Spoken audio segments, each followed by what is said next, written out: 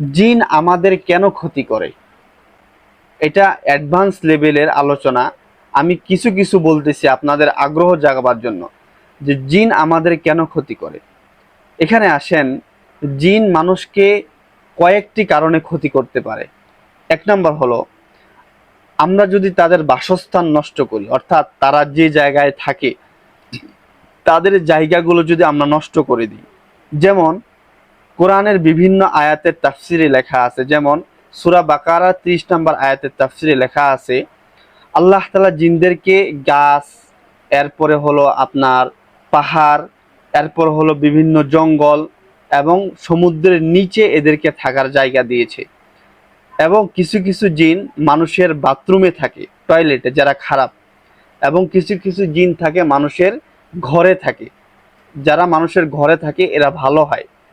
তে যারা খারাপ জিন, আপনি যদি তাদের বাসস্থান নষ্ট করেন, দেখেন বাসস্থান নষ্ট করার বিষয়টা কি। যেমন আপনি এমন জায়গায় পানি ফেললেন যে জায়গায় আপনি সচরাচর পানি ফেলেন না, যেমন জঙ্গল, বাঁশঝাড়। তে এক নম্বরে যেটা ক্ষতি করে সেটা হলো, যদি আপনি তার বাসস্থানটাকে নষ্ট করেন তাহলে জিন মানুষের ক্ষতি করে। দ্বিতীয় নাম্বার হলো, তাদেরকে যদি কষ্ট দেন, যেভাবে হোক যদি কষ্ট দেন। তৃতীয় নাম্বার হলো, আমাদের দৈনন্দিন জীবনে যে মাসনুন দোয়াগুলো আছে, যেমন টয়লেটে ঢোকার দোয়া, টয়লেট থেকে বের হওয়ার দোয়া। যেরকম নবীজি বলেন যে তোমরা যখন টয়লেটে প্রবেশ করবা তখন তোমরা টয়লেটের দোয়া পড়ো, কারণ টয়লেটে এক প্রকারের খারাপ খবিস জিন থাকে। আপনি যখন টয়লেটে প্রবেশ করার সময় দোয়াটা পড়বেন না, তখন আপনার লজ্জা স্থান নিয়ে তারা খেলা করে, যেটা অদৃশ্য, যেটা আমরা কি বুঝতে পাই না। এই নবীজি বলেন এই লজ্জা স্থান নিয়ে খেলা করার দ্বারা, এটার দ্বারা অনেক বড় বড় রোগ কি হয়, সৃষ্টি হয়। হ্যাঁ, তাহলে 3 নাম্বার হলো, যদি আমরা দৈনন্দিন জীবনের মাসনুন দোয়াগুলো আদায় করি তাহলে আমাদেরকে কি জিন ক্ষতি করবে না। আরেকটা হলো, যদি কোনো জিন কোনো মানুষকে ভালোবাসে, কোনো পুরুষকে যদি কোনো জিন ভালোবাসে তাহলে সেটা হয় মেয়ে, আর কোনো মেয়েকে যদি কোনো জিন ভালোবাসে সেটা হয় পুরুষ। এই ভালোবাসার কারণেও অনেক সময় কি মানুষের উপরে কি হয়, জিন চড়াও হয়। এগুলাকে বলা হয় আশিক জিন। এগুলো আমি প্রাথমিক পর্যায়ে কি করতেছি, আলোচনা করতেছি। যেমন এই ব্যাপারে আল্লাহ তাআলা সূরা ফাতিরের 6 নম্বর আয়াতে বলেন, ইন্নাশ শাইতানা লাকুম আদুউন ফাত্তাখিযুহু আদুওয়া। আল্লাহ তাআলা বলতেছেন, নিশ্চয়ই শয়তান তোমাদের শত্রু, অতএব তোমরা তাকে শত্রু হিসাবেই গ্রহণ করো। অর্থাৎ জিন এটা আমাদের স্বজাতি কেউ না, অন্য স্বজাতি। আর এরা হলো শয়তানের প্রকারের ভিতরেই এক প্রকার।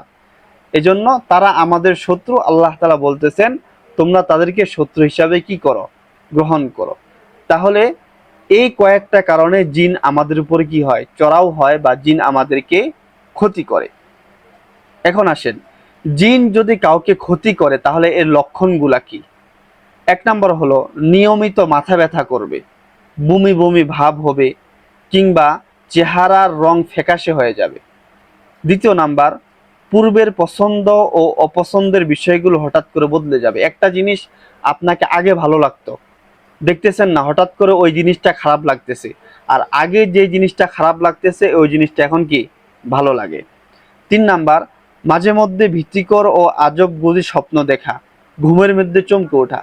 ঘুমাচ্ছেন, আজব আজব স্বপ্ন দেখতেছেন, ঘুমের ভিতরে কি চমকে উঠতেছেন। এরপর হলো 4 নাম্বার, পর্যাপ্ত ঘুম না হওয়া কিংবা সারাদিন ঘুম ঘুম ভাব থাকা। 5 নাম্বার, শিশুর স্বাভাবিক কান্নাকাটি এবং এতটুকুতেই চমকে ওঠা। এগুলা হলো কিছু লক্ষণ। তাই এগুলো হলো প্রাথমিক পর্যায়ের কি আলোচনা। যারা আমাদের এখানে ভর্তি হবে ইনশাল্লাহ অ্যাডভান্স লেভেলে সবকিছু কি শেখানো হবে। আপনাদেরকে জাস্ট ধারণা দিচ্ছি যে এটা আপনাদের কেন শেখা প্রয়োজন, আমরা কি কি শিখাবো। 3 জাতির ভিতরে একটা জাতি আছে যাদেরকে বলা হয় উম্মুস সিবিয়ান। উম্মুস সিবিয়ান কাকে বলে? উম্মুস সিবিয়ান হলো জিন জাতির ভিতরে যারা স্ত্রী, এরা এরা কি করে, এদের কাজ হলো, এরা ছোট ছোট যে বাচ্চারা আছে, এজন্য নবীজি হাদিসে বলেন যে ছোট ছোট বাচ্চাদেরকে একা না রাখা। এরা কি করে, যখন আপনি ছোট কোনো বাচ্চাকে একা রাখবেন, একা অর্থাৎ এক রুমে ওকে একাই শুয়াই দিয়ে আপনি চলে গেলেন, বাপ মা সেখানে কেউ নাই, কেউ নেই। তো ওরা কি করে, ওরা নিজের মা অথবা খালার সুরত ধরে ওই শিশু সন্তানকে দুধ পান করায়। এই দুধ পান করার ফলে তার কি হয়? তার খিঁচুনি হয় এবং বিভিন্ন রোগ হয়। হযরত সুলাইমান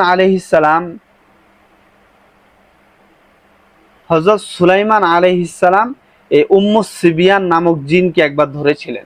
ধরে তাকে জিজ্ঞাসা করেছিলেন যে তুমি যদি কাউকে মানে আসর করো, তোমার রোগে যদি কেউ আক্রান্ত হয় তাহলে তার কি ক্ষতি হবে? তখন উম্মু সিবিয়ান জিন বলেছিল যে আমার আক্রান্ত এত মারাত্মক এবং ভয়ানক যে আমি একটা শিশু সন্তানকে কবর পর্যন্ত পৌঁছায় দিই। অর্থাৎ তার আক্রান্ত হওয়ার কারণে একজন শিশু মারা যেতেও পারে।